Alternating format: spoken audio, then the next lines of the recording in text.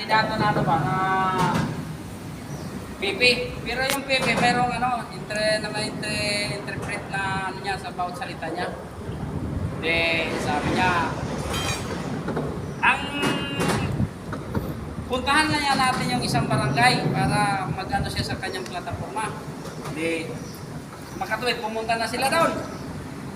Sabi niya, ang sabi sa tagapagsalita, mga kaibigan, andito ang ating running for mayor. Pakita natin ang kanyang plataforma. Punta na yung takbo ng ano ba, pagka-mayor. Pagpunta sa stage, siyempre kasama niya yung interpret niya. Doon ka. Sabi niya, sabi niya, sabi niya,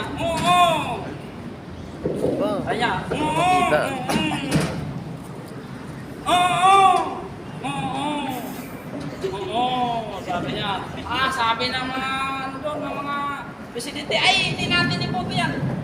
Napakapastos at kasi kung yan ang manalo, napakapastos yan. Kasi biruin mo, bubuntisin daw tayo mga kababayan dito. Sabi naman na interpret, sabi, tika lang mga kababayan, ang ating running for mayor, napakaganda ng kanyang plataforma para sa ating, nasa kanyang nasasakupan sa ating Luzon. Anong ganda, sabi niya mga tao, anong maganda? May maganda man na kung siya daw, tapos kung siya daw, makalusot o gano'n, bubuntisin niya tayo mga babae. Sabi ng interpret, hindi ganyan mga kaibigan.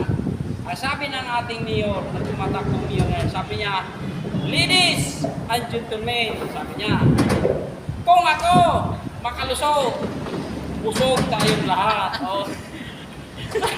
Kaya ay yan ang iboto natin dahil maganda kanyang plataforma. Yan ang gusto kong yun. Yan iboboto natin. Kaya tayo dapat dapat maging open-minded tayo para paliwaan kung pakinggan ang kanyang paliwanag. Kasi kung siya daw makalusot, ay busog tayo lahat. Di ba?